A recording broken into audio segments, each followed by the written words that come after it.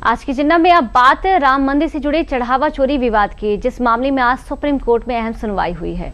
जहां आज इस मामले में दाखिल याचिकाओं पर सुप्रीम कोर्ट सुनवाई करेगा। याचिकाकर्ताओं ने पूरे मामले की जांच जो है सुप्रीम कोर्ट की निगरानी में करानी और श्री राम जन्मभूमि तीर्थ क्षेत्र ट्रस्ट के खातों का सीएजी ऑडिट कराने की मांग की है। बता दें कि इस मामले की जांच के लिए प्रदेश सरकार ने विशेष जांच दल यानी कि एसआईटी का गठन किया है, जिसकी अगुवाई पुलिस महानिरीक्षक किरण एस कर रही हैं। पिछली सुनवाई में सुप्रीम कोर्ट ने जांच को लेकर सख्त रुख अपनाते हुए एसआईटी में एक स्वतंत्र फॉरेंसिक ऑडिटर और चार्टर्ड अकाउंटेंट को शामिल करने का निर्देश दिया था और साथ ही एसआईटी से 2 हफ्ते के भीतर स्टेटस रिपोर्ट भी मांगी गई थी। अब आज की सुनवाई में सुप्रीम कोर्ट एसआईटी की स्टेटस रिपोर्ट पर गौर कर सकता है। ऐसे में आज की सुनवाई बेहद महत्वपूर्ण मानी जा रही है, क्योंकि अदालत के रुख से ये साफ हो सकता है कि जांच किस दिशा में आगे बढ़ेगी।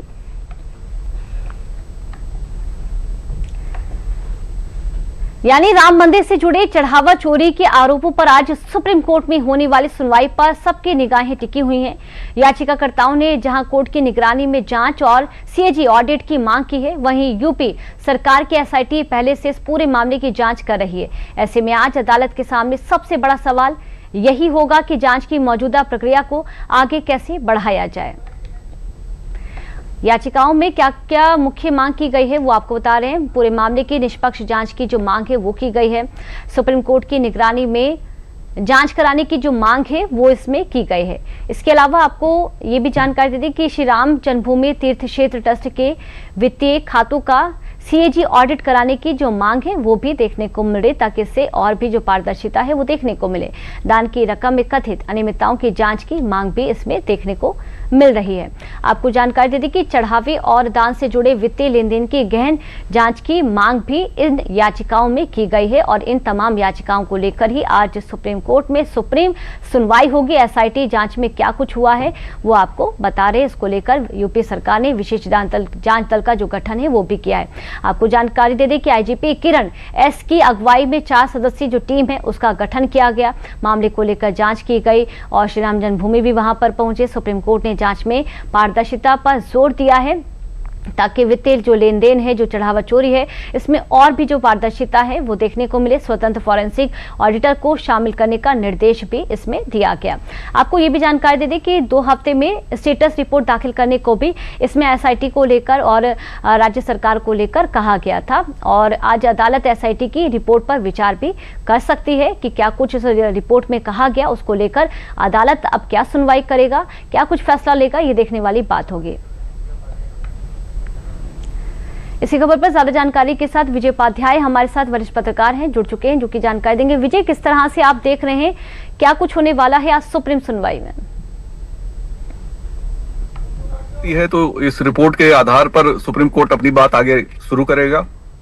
जहां तक सीएजी जांच की सीएजी ऑडिट की बात है, तो सीएजी ऑडिट करने के लिए जरूरी है कि कहीं कोई नियमावली हो, और राम मंदिर ट्रस्ट में खर्चों की कोई ऐसी नियमावली नहीं थी। ये स्टेट ऑफ आर्ट मंदिर बन रहा था, तो इसमें सीएजी की संभावना तो मुझे नहीं लगती है, क्योंकि फोरेंसिक ऑडिट का ऑर्डर पहले ही सुप्रीम कोर्ट कर चुका है। और जहां तक चढ़ावा चोरी की बात है, तो देखिए, चोरी तो एक मानव प्रवृत्ति है। लोग अपनी पिता के जेब से या माँ के बटुए से बच्चे पैसा चुरा लेते हैं, ठीक वैसे ही राम के चढ़ावे में इन लोगों ने पैसे चुराए हैं। हालांकि अमाउंट 80 लाख तक पहुंचा दिया, तो जाहिर है या उससे ज्यादा भी चोरी हुई होगी। तो ये एक गंभीर मामला बन गया और इस मामले को जिस तरीके से सुप्रीम कोर्ट हैंडल कर रहा है, मुझे लगता है कि इसमें फर्दर कोई ऑर्डर होने की संभावना मुझे नहीं दिखती है, क्योंकि जो भी पॉसिबल मेजर्स थे सुप्रीम कोर्ट के ऑर्डर में पहले आ चुके हैं। एसआईटी आ चुका है, फोरेंसिक ऑडिट आ चुका है। अगर सीएजी ऑडिट की मांग की जाती है और उस पर याचिकाकर्ता जोर देते हैं, तो देखते हैं कि सुप्रीम कोर्ट उस पर क्या रुख लेता है। लेकिन मेरा ऐसा मानना है कि शायद सीएजी ऑडिट की संभावना शायद बहुत कम है। विजय, पर जिस तरह से चंदा चोरी का ये मामला सामने आया, इसको लेकर राज्य सरकार कार्रवाई कर रही है, लेकिन सुप्रीम कोर्ट इसको लेकर चिंता भी जाहिर कर सकता है और इसके खिलाफ जो सियासत हो रही है, कई जो लोग हैं इस मुद्दे को भुनाने की कोशिश कर रहे हैं, वोट बैंक की राजनीति कह लें, सियासत की बात कर लें, इसको लेकर भी चिंता जाहिर की जा सकती है सुप्रीम कोर्ट की तरफ से। देखिए, चोरी तो ऐसे ही चिंताजनक है, क्योंकि ये देश के करोड़ों लोगों की आस्था से जुड़ा हुआ मंदिर है, तो यहाँ चोरी हुई और निगरानी अच्छे से नहीं हुई, मॉनिटरिंग, जो लोग जिम्मेदार लोग थे उन्होंने ठीक से मॉनिटरिंग नहीं की, लापरवाही की अपने स्तर से, क्योंकि उनको कोई अनुभव नहीं था, ना अनिल मिश्रा को कोई अनुभव था, ना चंपत राय को कोई अनुभव था। और जो ऑडिट वगैरह के लोग थे या जो आईएएस अफसर, पूर्व आईएएस अफसर इससे जुड़े हैं, उन्होंने अपने को तटस्थ रखा, या चंपत राय ने उनको तटस्थ रहने के लिए मजबूर किया। ट्रस्ट के अंदर की जो बातें हैं वो शायद एसआईटी की रिपोर्ट में ज्यादा बेहतर ढंग से बाहर आएंगी। जहां तक पॉलिटिकल इसके इशू को पॉलिटिकल करने की बात है, तो डेमोक्रेटिक कंट्री है, कोई भी पार्टी कुछ भी बोल सकती है, उनको आजादी है।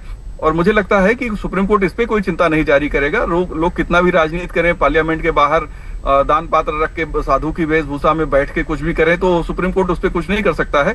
लेकिन सुप्रीम कोर्ट एक डायरेक्शन दे सकता है, या जो एसआईटी की रिपोर्ट होगी या फोरेंसिक ऑडिटर की जो रिपोर्ट होगी, उस पर कोई डायरेक्शन जरूर फर्दर दे सकता है।